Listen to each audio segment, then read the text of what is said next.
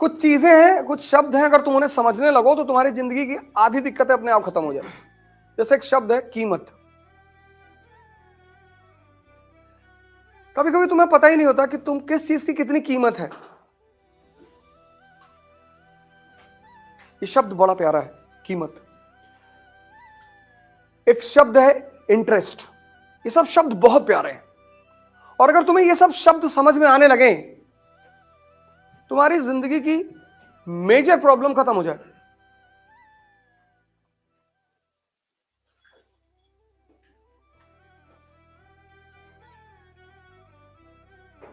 जैसे बहुत लोगों को लगता है कि समय तो बहुत है हमारे पास,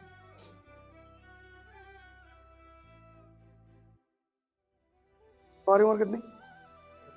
सोचो 22 साल बीत गया, पता चला अगला 22 भी बीत जाएगा। समय, अपना समय किसी को मत दो। मैंने गलतियां की, मैंने कहता हूं मैंने नहीं की, मुझे पता नहीं था। तुम कहते हो ना ध्यान से क्या पता चलता है, यही सब चीजें पता चलती हैं। अपना समय किसी को मत दो।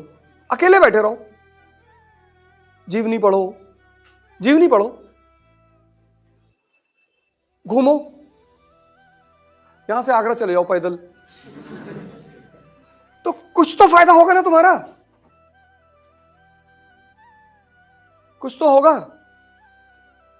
शरीर ही मजबूत होती चली जाएगी। समय बहुत कीमती है, और जैसे जैसे, और उसकी सबसे अच्छी बात है कि वो पता नहीं चलने देता कि मैं जा रहा हूं। तुम दुनिया में जिन चीजों को वापस नहीं ला सकते, बस वही कीमती है। कीमत की यही परिभाषा है।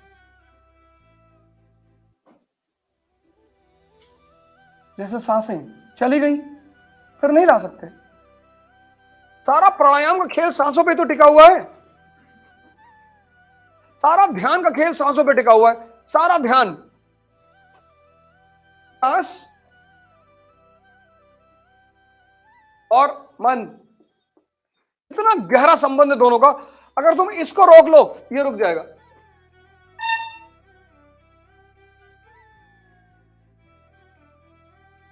अगर तुम इसको रोक लो, इसको, ये अपने आप रुक जाएगा। और जब यहां भाव बदलते हैं तो ये भी बदलता है।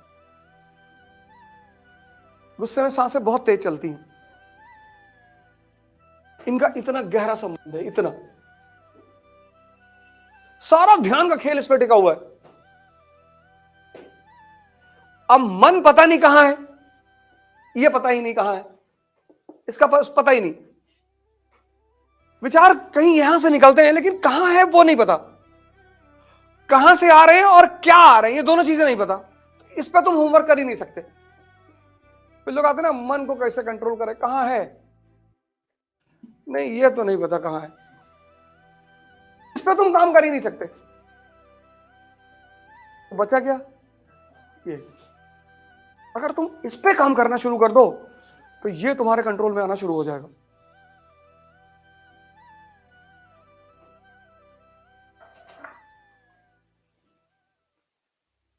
ये ध्यान की एक बहुत बड़ी प्रक्रियाओं में से एक है।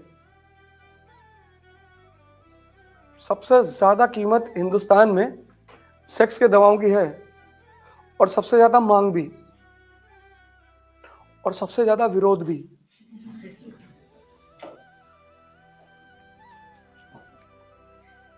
तुम जब बाहर की किसी कंट्री में जाओगे ना, तुम बड़ा आश्चर्य करोगे, यार यहां कोई कमजोर आदमी नहीं रहता क्या?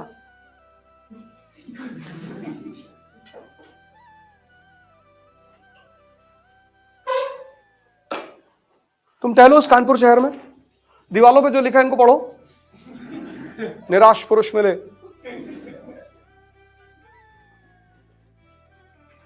चार चीजें तुम मन के बल पे करोगे: लड़ाई, पढ़ाई, पूजा और प्रेम। चार। लड़ाई, तो एक गाड़ी किसी गाड़ी से लड़ गई, सामने वाला उतरा AK-47 लेके, तुमने ईंटा उठा लिया,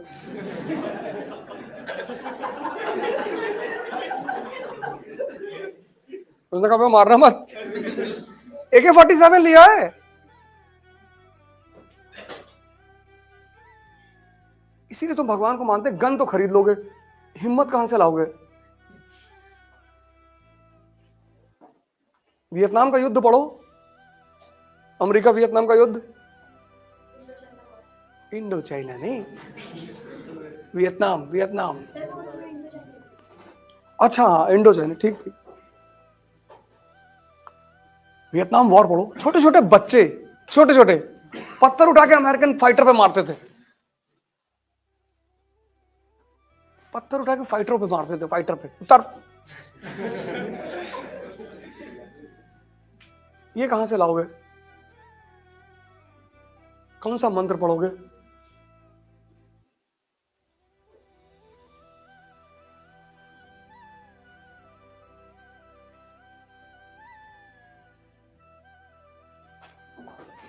ये चार चीज तुम मन के बल पे करोगे।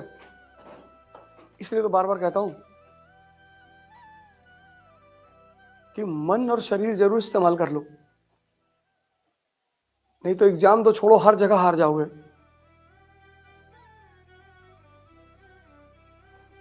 और कौन सा पहाड़ टूट पड़ेगा यार अगर IAS नहीं बनोगे तो? कि हिमालय पिघल जाएगा सर। अच्छा, तैयारी कर रहे हो, ठीक है, अच्छी बात है, अपना पूरा दो, एफर्ट करो।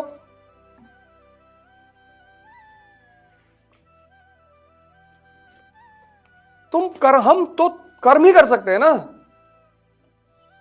कुछ चीजें हैं जो हमारे हाथ में नहीं, फल हमारे हाथ में है ही नहीं।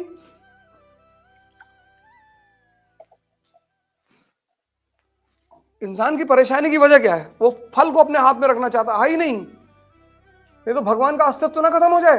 कुछ चीजें उसे भी तो अपने हाथ में रखनी थी, नहीं तो वो कैसे साबित करता कि मैं हूं?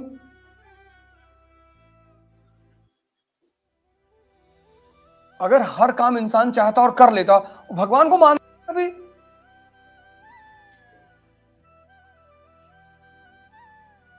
मानता ही नहीं। लेकिन जहां वो असहाय हो जाता है,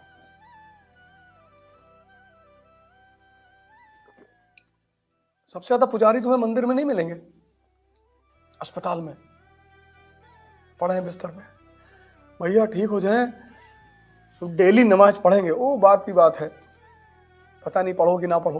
नहीं भैया पढ़ेंगे, भैया भैया आप बस ठीक हो जाए तो प्राणायाम शुरू कर देंगे। नहीं अब नहीं ठीक हो गए, अरे ऐसा ना कहे भैया।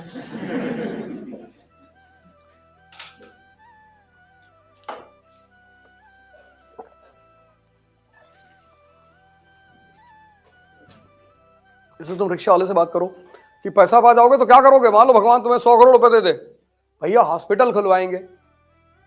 हर गरीब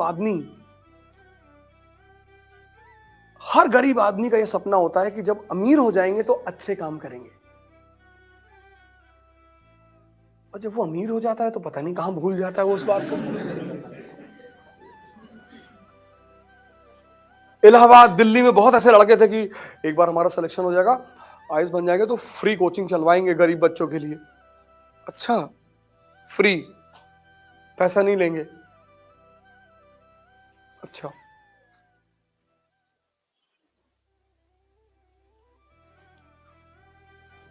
सब पता नहीं कहां गायब हो गए। सबसे ज्यादा रिलीजियस गरीब आदमी दिखाई पड़ेगा तुम्हें। भगवान नहीं समझता है कि काहे सुबह शाम भजन गाए रहते हो। एक तोता था तो रामायण पढ़ता था, गीता पढ़ता था, रामायण पढ़ता था। पंडित जी का तोता था। पंडित जी के घर में बगल में एक मौलवी साहब रहते थे। पंडित जी कहते थे, देखो पंडित, देखो मौलवी, हमारा तोता भी रामायण पढ़ता है। अरे बोले, 2 कौड़ी का तोता है तुम्हारे, बदतमीज है। पंडित जी ने कहा, बदतमीजी मत करना, तोता हमारा धार्मिक है। बोले पंडित जी, एक दिन एक झटके में प्रूव कर सकता हूं कि ड्रामेबाज है तुम्हारा ये, बहुत बड़ा, इसके झांसे में मत आना। पंडित जी ने कहा, प्रूव करो। मौलाना कहीं से एक तोती ले आया।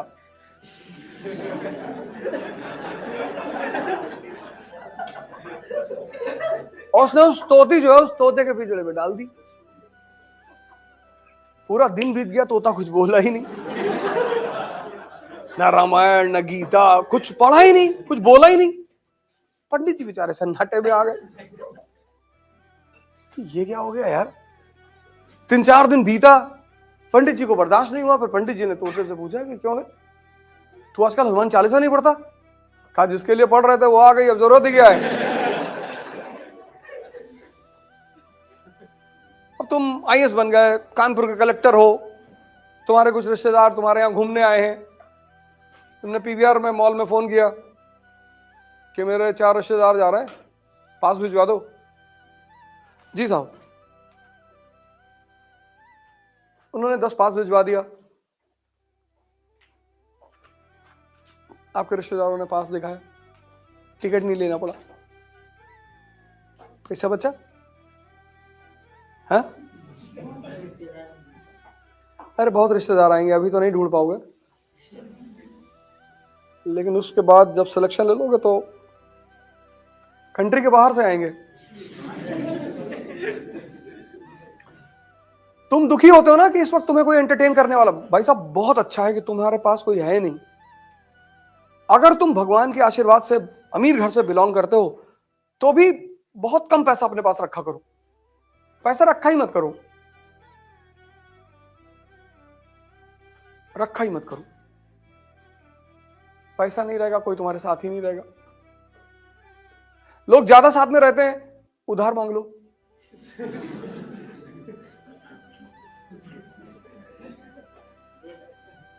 दो 4-4 5-5 हजार मांग लो, लौटाओ ही मत, कोई नहीं आएगा तुमसे मिलने। जब तुम शहद रखोगे तो मक्खियां आएंगी। स्टूडेंट लाइफ में मिनिमम पैसा रखना चाहिए, मिनिमम रखना ही नहीं चाहिए। हम इलाहाबाद में तो एक पैसा आता था 4 तारीख को खत्म, 1 तारीख को आता था 4 को खत्म। ब्रजेश भाई चाय वालों को दे दिया, सुरेश पान वाले को दे दिया, सबका खाता चलता था ना। सब्जी वाले को पैसा दे दिया, खत्म, मैस में दे दिया। 4 तारीख की शाम को खाली।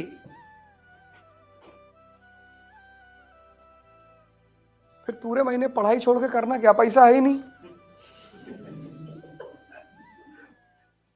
उसमें कोई सीनियर उनियर आता था पुराना, सिलेक्टेड सीनियर, या घर से कोई और रिश्तेदार आ गया, वो एक्स्ट्रा पैसा दे गया 200-500 रुपया, उसमें अय्याशी होती थी। इलाहाबाद में सिनेमा हॉल था, पैलेस सिनेमा हॉल, उसकी टिकट थी 10-11 रुपए की मूवी की। तो रात में 9 से 12 आते थे, एक साइकिल पे 3 लोग बैठ के जाते थे। 11 रुपए की टिकट आगे वाली, आगे पैर और सिकोड़ के बैठ के अपना आराम से। उसको हम लोग बहुत अय्याशी मानते थे, बड़ा मजा आया यार।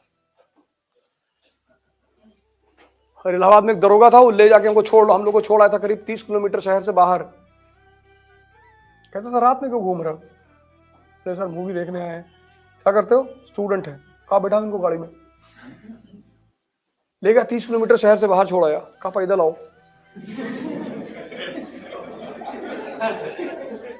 और बेटा बोला दोबारा मिल गए ना रात में तब देखना। तो जब तक वो था हम शहर में बाहर निकले ही नहीं 9 बजे के बाद।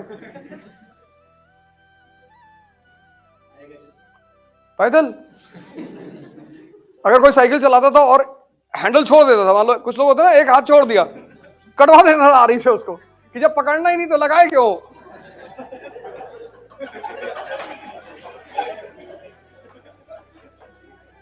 जब हैंडल तुम्हें पकड़नी ही नहीं है तो इस हैंडल की जरूरत ही क्या है, कटवा दो।